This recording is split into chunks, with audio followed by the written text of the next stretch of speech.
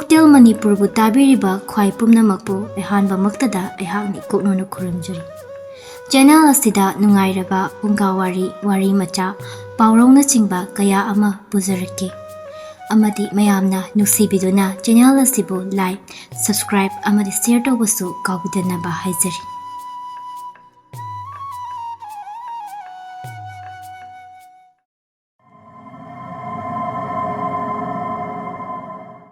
Ngarang phawbadi khungang asi yamna ingna chikna nungaina leirami. Adubu ngasi ahing asidi khanghaudana kanagumba amaki mikhut changduna mioi dara siduna leirami. Angakpa thongdokni siriba mioi sing adugi mamit adu loina panglami. Aduga makhoigi maithong aduda akibagi saktam oina urami. Madu urubada khungang adugi mioi sing loina akiba poknarami. Khungangi mioi kharana maiba yenglubada maiba aduna aikhoigi khungang asida kanagumba amagi Bhoot sanaduna makhoigi thawai ase lauribani. Wahai adu tabada praja singdi mipaiba poknarami. Nupa amana oza maiba makhoigi hakchangdudi nunga chapmana hauri. Panditna aikhoigi larikta asumna hairami. Bhootna thawai lawkiba mioi sing ase yamna lumba natraga yamna yangi haina haibirami. Aduga karigumbada asiba hakchang adu dinglakpasu yaurami. Aduga yamna hainadaba khonjel kayasu thorakkani. Maibagi wadu haiba hek loibaga asiba hakchang ama lengba haurakki. Aduga akiba khonjel kayasu thorakki. Kanna kablaga laurakpagi khonjel adu tabada tilliba miyamdo kaiduna chenaki. Mi khara khungang adugi pradangi yumda lakduna sumna hairaki nupa amana. Pradan sahib, aikhoi bukan biyo. Aikhoi khul asida Bhoot sanaba amana mioi kayang halame. Mioi amana amo. Achumbani Pradan sahib, ahing amada aikhoigi khungi mioi dara pulab lamle. Aduga makhoigi masada taramliba saktam amadi phibamduna takpati mado Bhoot sanaraga hatpani haiba khangli. Pradan aisu hausikta pau adu tari mido kanano haiba khangli. Mioi amana Pradan sahib kanano mioi adu lemna thaba yariko. Pradan phari chasilao. Pradana mioi sing adu chingyagi mongsong amada puduna laami. Mafam aduda nupi ama ukha amada mai thaduna leiramba adu ubada makoina Bhoot sanaridu mani haina khanaki. Nupidugi manak hek yaubaga khoisaunaraba miyam aduna nupiduda nganglamki. Potjai langaiba haurakki. Nupi aduna karigi asumna tauribanu aigi wasidadi amukta tabiko mayam. Nupi aduna hanjin lepnaba haizarabasu tabikidi. Aduga nupi adu u aduda punsinduna mai thaki. Angang macha amana tuminna lumduna makhoina tauriba pumba yenglami. Nupi adu sikhibadagi khungang adu ingchiklami asi ana pumba lepkhri. Madudagi pradangi izzat hena taunaba helakki. Mahaki macha nupi adusu leisabi pharaklabanina luhongbiba pamlami. Pradangi nupi aduna macha nupi da hairaklami. Aina ayukta photo ama thakibado yenglaba natro. Macha nupi da hoi yengli. Aina pakhum piridudi good morning haina. Mamana good morning ki photo do natti nupa ki photo do haibani. Macha nupi aduna ima aigi nupa aina yengzari noina amuk yengbirana. Mapana kanana nupa do kari maming kaubagi kailamdagino kari sagaino ai ase khungang asigi Pradan adun lairaba mirak tinda mamidadi ai nangbul hombiroi ko. Macha nupina baba aze kawi mazu Pradan oi. Mapana phari adudi hayeng aiga amukta wari sanaba phanghal. Ai mabu yengi aduga luhongbu yani yaroi haibado. ꯑꯩ ꯌꯦꯡꯂꯒꯦ꯫ ꯃꯆꯥꯅꯨꯄꯤꯅ ꯍꯣꯏ ꯕꯕꯥ꯫ ꯁꯤꯇꯜꯅ ꯑꯖꯤ ꯎꯅꯕ ꯂꯥꯛꯑꯝꯃꯤ ꯑꯗꯨꯒ ꯃꯥꯅ ꯅꯨꯄꯥꯗꯨꯗ ꯐꯖꯅ ꯃꯦꯜꯂꯝꯃꯤ꯫ ꯍꯌꯦꯡ ꯂꯥꯛꯄꯗ ꯃꯁꯤꯒꯤ ꯗ꯭ꯔꯦꯁꯁꯦ ꯁꯦꯠꯂꯒ ꯑꯩꯈꯣꯏ ꯕꯕꯥꯒꯤ ꯃꯅꯥꯛꯇ ꯆꯠꯀꯅꯨ꯫ ꯐꯨꯔꯤꯠ ꯀꯨꯗꯥꯝ ꯐꯖꯅ ꯄꯥꯟꯒꯗꯕ ꯑꯗꯨꯒ ꯅꯀꯣꯏ ꯑꯗꯨꯁꯨ ꯐꯖꯅ ꯀꯛꯀꯗꯕ꯫ ꯍꯦꯛ ꯌꯧꯕꯒ ꯕꯕꯥꯗ ꯈꯨꯔꯨꯝꯒꯗꯕ꯫ ꯅꯨꯄꯥꯗꯨꯅ ꯑꯇꯩ ꯂꯩꯔꯁꯨ ꯍꯥꯏꯔꯛꯎ ꯑꯩ ꯅꯤꯡꯁꯤꯡꯒꯦ꯫ ꯁꯤꯇꯜꯅ ꯕꯕꯥꯅ ꯊꯥꯒꯤ ꯇꯣꯂꯣꯞ ꯀꯌꯥ ꯐꯪꯉꯤ ꯍꯥꯏꯔꯗꯤ ꯀꯔꯤ ꯈꯨꯝꯅꯤ?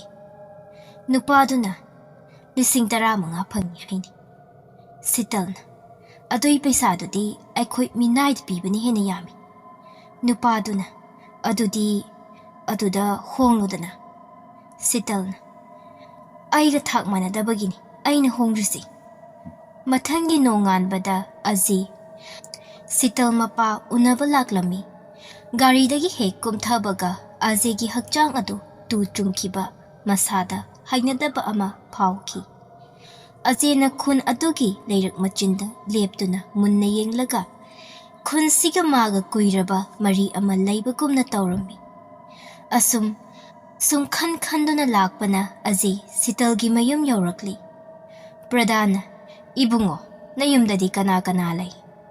ꯑꯖꯤꯅ ꯑꯩ ꯏꯇꯣꯝꯇ ꯂꯩ꯫ ꯄ꯭ꯔꯙꯥꯟꯅ ꯑꯃꯨꯛ ꯁꯤꯇꯜꯅꯗꯤ ꯏꯃꯥ ꯕꯕꯥꯁꯨ ꯄꯨꯟꯅ ꯂꯩ ꯍꯥꯏꯅ꯫ ꯑꯖꯤꯅ ꯍꯣꯏ ꯑꯗꯨꯕꯨ ꯍꯧꯖꯤꯛꯇꯤ ꯊꯕꯛ ꯑꯃꯒꯤ ꯗꯦꯜꯂꯤꯗ ꯆꯠꯈꯤ꯫ ꯑꯖꯤꯅ ꯃꯥꯒꯤ ꯋꯥꯔꯤ ꯄꯨꯝꯕ ꯂꯣꯏ ꯍꯥꯏꯔꯤ꯫ ꯄ꯭ꯔꯙꯥꯟꯅ ꯑꯆꯨꯝꯕ ꯉꯥꯛꯇ ꯑꯣꯏꯕꯣꯏ ꯅꯤꯡꯗꯅ ꯂꯨꯍꯣꯡꯕꯗꯨ ꯌꯥꯔꯝꯃꯤ꯫ ꯃꯇꯝ ꯈꯔ ꯍꯧꯈ꯭ꯔꯤ꯫ ꯉꯁꯤꯗꯤ ꯁꯤꯇꯜ ꯑꯃꯗꯤ ꯑꯖꯤꯒꯤ ꯂꯨꯍꯣꯡꯕ ꯅꯨꯃꯤꯠꯅꯤ꯫ ꯁꯤꯇꯜꯒꯤ ꯂꯨꯍꯣꯡꯕ ꯌꯥꯎꯅꯕꯒꯤꯗꯃꯛ ꯃꯈꯣꯏ ꯃꯃꯥ ꯑꯗꯨ ꯂꯥꯛꯑꯝꯃꯤ꯫ ꯃꯥꯅ ꯏꯃꯨꯡꯗ ꯆꯪꯂꯛꯄꯗ ꯑꯖꯤꯅ ꯀꯥ ꯑꯃꯗꯒꯤ ꯑꯩꯕꯨ ꯀꯟꯕꯤꯌꯨ ꯑꯩꯕꯨ ꯀꯟꯕꯤꯌꯨ ꯍꯥꯏꯅ ꯂꯥꯎꯔꯛꯄꯒꯤ ꯃꯈꯣꯟ ꯇꯥꯔꯛꯂꯝꯃꯤ꯫ ꯃꯃꯥꯅ ꯑꯖꯤꯗꯤ ꯃꯈꯥꯗ ꯂꯩꯍꯧꯏ ꯑꯗꯨꯒ ꯀꯅꯥꯅꯣ ꯑꯖꯤꯒꯤ ꯃꯈꯣꯟꯗ ꯂꯥꯎꯔꯛꯂꯤꯕꯁꯤꯅ? ꯈꯪꯗꯦꯗ ꯑꯀꯥꯎꯕ ꯑꯃ ꯂꯩꯗꯅ ꯃꯊꯛꯇ ꯑꯃꯨꯛ ꯂꯥꯛꯂꯤꯕꯔꯥ? ꯑꯝꯇ ꯌꯦꯡꯂꯨꯒꯦ ꯍꯥꯏꯗꯨꯅ ꯆꯪꯈ꯭ꯔꯤ ꯀꯥꯗꯨꯗ꯫ ꯃꯃꯥ ꯑꯗꯨꯅ ꯀꯥ ꯑꯗꯨ ꯆꯪꯕꯒ ꯎꯔꯤ ꯑꯖꯤꯅ ꯀꯥꯆꯤꯟ ꯑꯃꯗ ꯇꯥꯁꯤꯜꯂꯒ ꯌꯥꯝ ꯀꯤꯅ ꯐꯝꯂꯒ ꯂꯩꯕꯗꯨ꯫ ꯃꯃꯥꯅ ꯀꯩꯗꯧꯔꯦ ꯅꯨꯄꯥ ꯃꯆꯥ? ꯑꯖꯤꯅ ꯅꯪꯒꯤ ꯅꯇꯨꯡꯗ ꯀꯅꯥꯅꯣꯃ ꯂꯩꯔꯦ ꯌꯦꯡꯉꯨ꯫ ꯃꯃꯥꯅ ꯍꯦꯛ ꯑꯣꯟꯊꯣꯛꯄꯒ ꯎꯔꯤ ꯑꯖꯤ ꯑꯗꯣ ꯐꯛꯂꯥꯡꯗ ꯂꯤꯟꯗꯧꯅ ꯅꯞꯇꯨꯅ ꯆꯠꯂꯒ ꯃꯥꯒꯤ ꯃꯅꯥꯛꯇ ꯂꯥꯛꯄꯗꯨ ꯎꯔꯤ꯫ ꯄꯥꯈꯠꯄ ꯑꯀꯤꯕ ꯐꯥꯖꯤꯟꯗꯨꯅ ꯍꯥꯏꯔꯛꯂꯝꯃꯤ ꯑꯖꯤꯗꯤ ꯁꯤꯗ ꯂꯩꯔꯤ ꯑꯗꯨꯒ ꯅꯪꯅ ꯀꯅꯥꯅꯣ?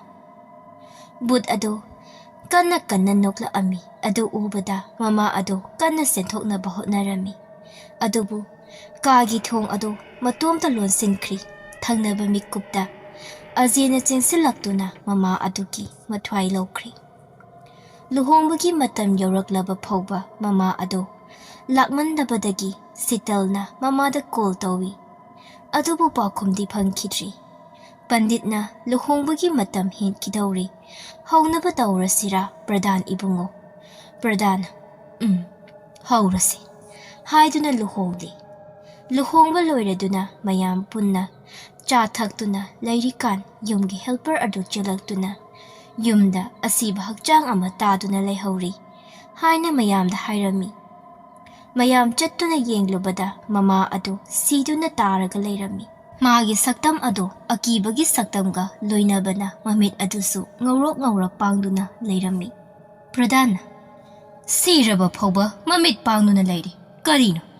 ꯁꯛꯇꯝ ꯑꯁꯤꯕꯨ ꯑꯀꯤꯕꯒꯤ ꯁꯛꯇꯝꯅꯤ꯫ ꯄꯟꯗꯤꯠ ꯑꯃꯅ ꯑꯁꯨꯝꯅ ꯍꯥꯏꯔꯛꯂꯝꯃꯤ꯫ ꯉꯁꯤꯗꯒꯤ ꯆꯍꯤ 15ꯒꯤ ꯃꯃꯥꯡ ꯑꯗꯨꯗ ꯊꯣꯛꯈꯤꯕ ꯊꯧꯗꯣꯛ ꯑꯗꯨꯒ ꯆꯞ ꯃꯥꯟꯅꯔꯤ꯫ ꯃꯇꯝ ꯑꯗꯨꯗ ꯕꯨꯠ ꯁꯥꯟꯅꯕ ꯑꯃꯅ ꯃꯤꯑꯣꯏ 10 ꯄꯨꯟꯅ ꯍꯥꯠꯈꯤꯕꯗꯨꯒ ꯑꯩꯈꯣꯏꯅ ꯈꯪꯕ ꯕꯨꯠꯅ ꯃꯤꯁꯦ ꯌꯥꯝꯅ ꯌꯥꯡꯕ ꯅꯠꯇ꯭ꯔꯒ ꯌꯥꯝꯅ ꯂꯨꯝꯃꯤ ꯍꯥꯏꯅꯩ꯫ ꯀꯔꯤꯒꯨꯝꯕꯗ ꯑꯁꯤꯕꯗꯣ ꯂꯦꯡꯉꯛꯄ ꯑꯀꯤꯕꯒꯤ ꯈꯣꯟꯖꯦꯜ ꯊꯣꯔꯛꯏ ꯍꯥꯏꯅꯩ꯫ ꯄꯟꯗꯤꯠꯅ ꯑꯗꯨ ꯍꯦꯛ ꯍꯥꯏꯕ ꯂꯣꯏꯕꯒ ꯃꯩꯁꯨ ꯃꯨꯠꯈꯤꯔꯝꯃꯤ꯫ ꯑꯗꯨꯒ ꯊꯣꯡꯅꯥꯎꯗꯒꯤ ꯅꯨꯡꯁꯤꯠ ꯑꯀꯟꯕ ꯑꯃꯒ ꯂꯣꯏꯅꯅ ꯈꯣꯟꯖꯦꯜ ꯑꯃꯁꯨ ꯌꯥꯎꯅ ꯍꯨꯝꯖꯤꯜꯂꯛꯂꯝꯃꯤ꯫ ꯃꯇꯝ ꯑꯗꯨꯗ ꯑꯁꯤꯕ ꯑꯗꯨꯁꯨ ꯂꯦꯡꯕ ꯍꯧꯔꯛꯂꯝꯃꯤ꯫ ꯑꯗꯨꯒ ꯍꯩꯅꯗꯕ ꯈꯣꯟꯖꯦꯜ ꯑꯃꯒ ꯂꯣꯏꯅꯅ ꯂꯥꯎꯔꯛꯂꯝꯃꯤ꯫ Madu ubada khungang adugi miyoising chenki. Asibagi manakta pandit amadi Pradhan mabani khak ngai hori. Pradhana sigi phibam sidadi sanskar tawbasu yaroi. Kari upai tawgani. Panditna upai amada tawbiyo. Panditna asibagi hakjang asida fattaba thawai ama changduna leiri. Aduna laigi thauram tawba amaiba ama kauraga upai amadi phangani. Asumna pandit aduga Pradhanga loinana amaiba thiba chatkirami. Asibagi manakta kanasu leitri mathanta taduna leiri. Kiba khonjal kayana kado nilli. Ngaihak leiraga maiba ahiba ama puduna makhoi halakli. Makhoina imung yaurakpadadi siba hakjangbado leiramdri. Pradhana asiba hakjang leiramdrina.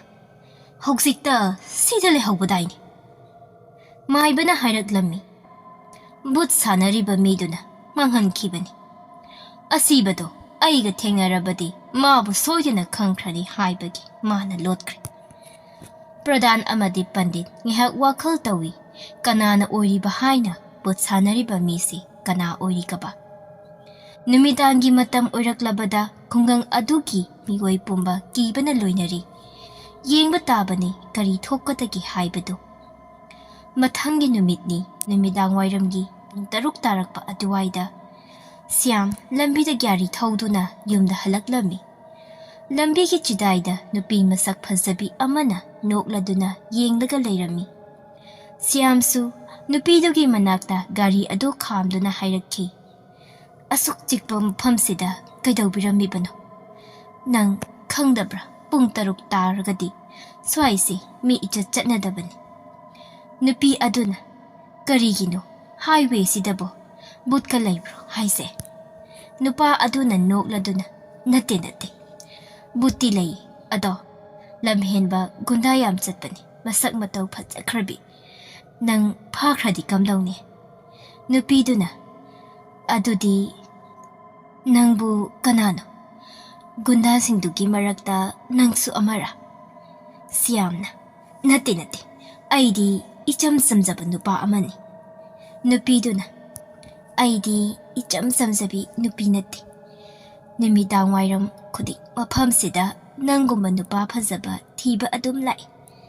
Aidi numit khudingi nupa unabase yam pamjai. Asumna hairamlaga nupi aduna siamda chaga dawna yengduna laikri. Siam adusu nupidugi mit yengduda ngawkri. Ngihak leiraga nupidugi mamit adu. Napu machu oiraklami. Madu ubada siam akiba phawraklami aduga. Kanano nang? Nupi aduna kaidawragi. Nang aigi mise pamdrabo. Hairamlaga nupi adugi saktam adu. Maina sakthokrabra. Nupi amagi saktamda onthoraklami. Aduga makhut aduna. Siamgi makhut aduda paiduna jinglaga mafam amada puraklami. Siamna aibu thadokpiyo. Aina laankrabasu ngakpiyo. Haizarami. Matam aduda aying manuksit amana masada. Humzilaktuna siam laymayda tuki aduga imayam jentharakhi. Numininigi matungda Aryan amadi mamanaba kharaga siam sibagi matangda khana nainarami. Aryanna aidi haibam khangdri. Siamna madugi maphamduda changlamisi kamainanu. Mamanaba amana aisu sum khaluraga kisilei. Maiban haikibado chumdoi jala. Aranya wathi waremda amthairakanu nangi wado. Nangna kigan maduna ekhoise loina matha sahali. Aduga haujisu mu kihannabu hotnariba. Wathi toklo hauji imanaba ama sirise araiba wafam nateko. Mamanaba aduna ontharaga siri jalo. Amana amu Polisna haibadadi mathaktagi onthaba mali haidudi. Karigumba khudi thibadagi onthaba oirambasu yai. Nakhoi anina pakpada pakhali. Aryanna aina hangningdise sin. Siamna maphamduda changlamise karamnanu sin. Matam aduda Sanjoygi phone adu khinglaklami. Phone adu magi sai Pinky gi oirami. Hello Pinky kai leire. Pinky na nang kai lege. Sanjoy na, ay imanaba kharaga wari sanari. Pinky na, nang housing mag main road phobadang thoro. Ay gari yakidri. Sanjoy na, hoi. Adudang hairam laga phone ado kakli, aduga mamanaba singda hairak-lami. Ngasigidi swayda wakhanabase. Leplasi. Karigumba, aikoigi girlfriend singdo, tasasing se amuk tarak-labadi aikoi. Kori oihoni, noi khangbra, ataydi kona khanarasi. Hairam laga Sanjoy, gari thawdokduna chatkri, asum lakpana road yauri. Pinky na lapna leptuna laybadu uri. Gari ado thawzillaga hairak-lami. Pinky, gari yadri hairak-laga gari di kadai. Pinky na, gari ado yadri haizanmani. Aina nangbu inakta lahatningbagi kawbani. Sanjoy na, ay yan tadri. Pinky na, yenguba weather siga romantic yam oidro. Sidabu nangna romance tongningbagi wakalga amta pokdro. Sanjoy na, nang khangliba natra. Aigi picture piklingaydagi tinarakpa imanaba ama sirambagi matha sanari haiba. Mataw karamna siribano haiba khangdabagi matha sanari kansida nangna romance kaina. Pinky na, aisu khangi ado aingonda madugi khangzabi ama lei. Sanjoy na, nang haido ay yan tadri. Pinky na, nang namanaba sibagi matha yam sare haiba natro. Adudi nang sunamanaba adugi manakta thabirage. Wahay si tabada Sanjoy na, nang kanano, nang Pinky nate. Matam aduda nupi ado saktam ama onthorai. May na chaktiklaba akiba saktam ama onthoraki. Aduda ya Sanjoy makhud paiduna mongsong aduda pusinki mafam adu yawbaga. Sanjoy, karino tawribasibo? Masi oithoktabani. Hairaki, Bhoot nupi aduna. Loinamak oithokpa yayi. Hairam laga magi mamittagi maipun kaya paithokhanduna Sanjoy ado mayna chakhallami. Sanjoy maisa khangba ngamdana adumak siki. Mathangi nonganbada Sanjoy gi asib hakjang ado police na thengnari. Mayumda sinaduna sanskar tawkhri. Thoiba akiba wakhanga loinana aranga yumda phamlikan Pinky laklami aduga. Nakhoi mafam aduda changradi yadrabo. Aryan, kaino, nang haidubo. Aikhoi mafam aduda chate. Pinky na, aduga noi chatraga Sanjoy na mafam aduda kamaina satlammiba. Aina khangbabokta noi pulap pulhaubani. Thoibana, hoi. Aikhoi pulami matam aduda nangi phone lakpadagi ma adum chakri. Pinky na, kaino haisibo. Aina karam kanda tawrino. Aryan na, asengmani. Pinky, aikhoi mayam mangdani. Nangi phone laklido. Wari su sanaidudi Sanjoyga. Nangna gari yadrena main road ta kawkhibadudi. Pinky na, aidi kaigi kawdoino. Ay ngarang kem chathokti. Karino tawrisibo. Ahanbada siyam siri. Aduga hawjikna Sanjoy. Adusu mongsong dumaktada. Karino tawribasibo. Nakhoi anigi akiba saktamduda karigomba kharadi lole haiba takle. Ay thidanadi tokloi. Asi hairam laga Pinky chatkri. Karigomba kharadi lairi aikhoi tumina laithokpa yadri. Chumi nangna haidu aikhoi maiba adu thidaba yadi mana aikhoi pumnamakpu mafam aduda changdanaba hairambani ma natana aikhoigi mateng pangnaba lairoi. Aryan chasi adudi hairaga makhoi ani chatkhi. Pinky na mayum yawraklaga kanagomba amagi numberda hanjin call tawrami. Matam aduda mama changlaklami aduga. Ibema, mihat babo, karam na thiba ngam. Nang na Sanjoy bu yamna nungsi haiba, khangi. Luhongadaba su kuidri. Adubu hairam laga. Mama ado, nungaitaba mataw ulami.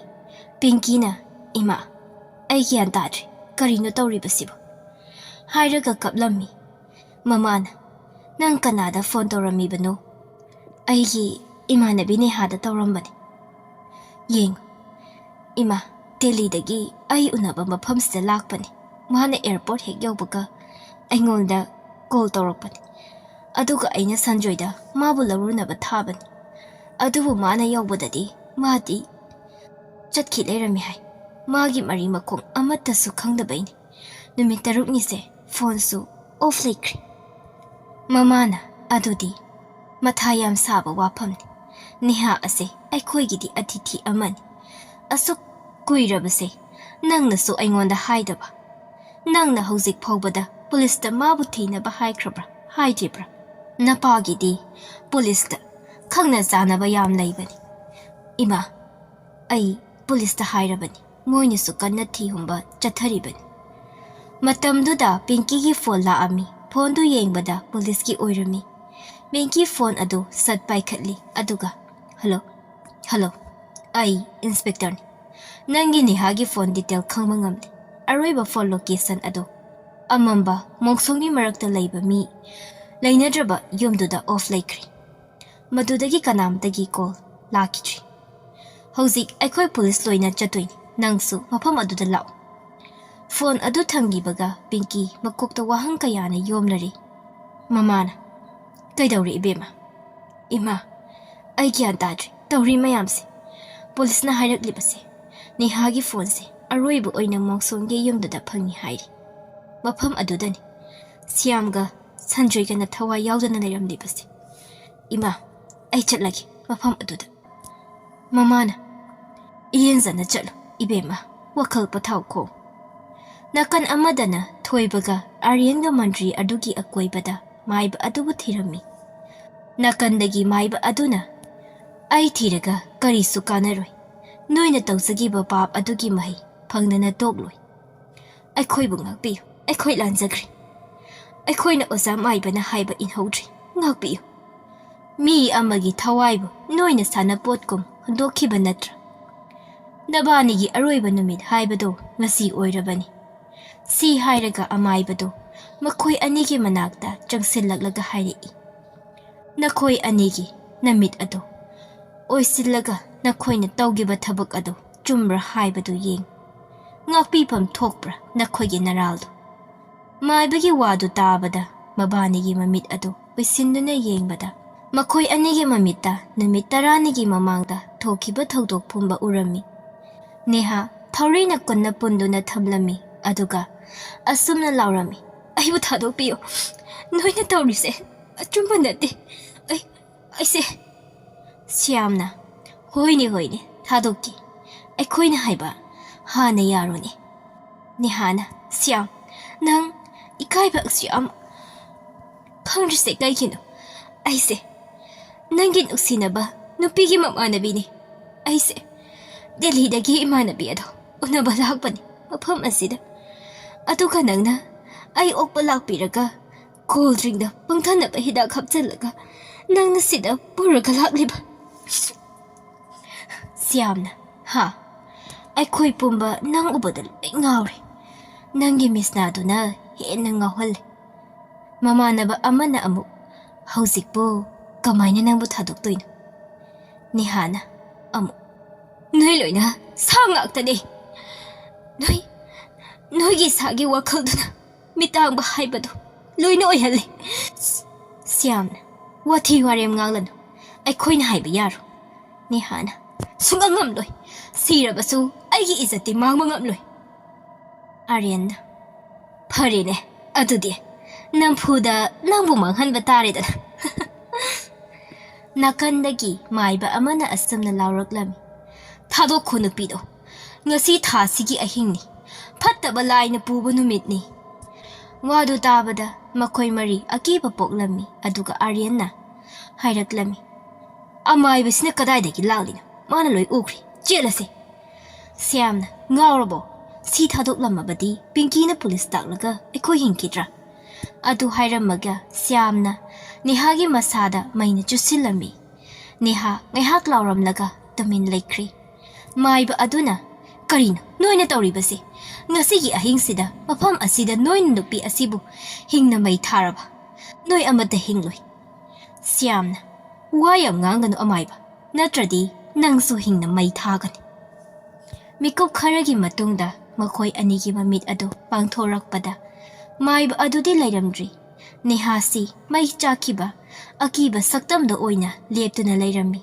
aduga laptakna Pinky amadi police nupadusu leptuna yengduna leirami Hinghauriba nupa aniduna aikhoibu ngakpiyu haina haizarami adubu Nehana mamittagi maibul kaya kamthoktuna makhoi anibu mai thaki Makhoi ani maina chaktuna siki aduga Neha adu Magi hanagi saktamda laktuna Pinky amadi police ki manakta changlai Pinky na Aibu ngakpiyu Nangna kem haidrasu ai loida khangli aina mabu thazana nangbu lawba tharuba ase aigi asoibani aibu ngakpiyu Haizabaga Neha adu mangkri Ngasigi oinadi matang sida loizari makha taba amuk puduna lakjagi Mayamna warasu wana ngaibiram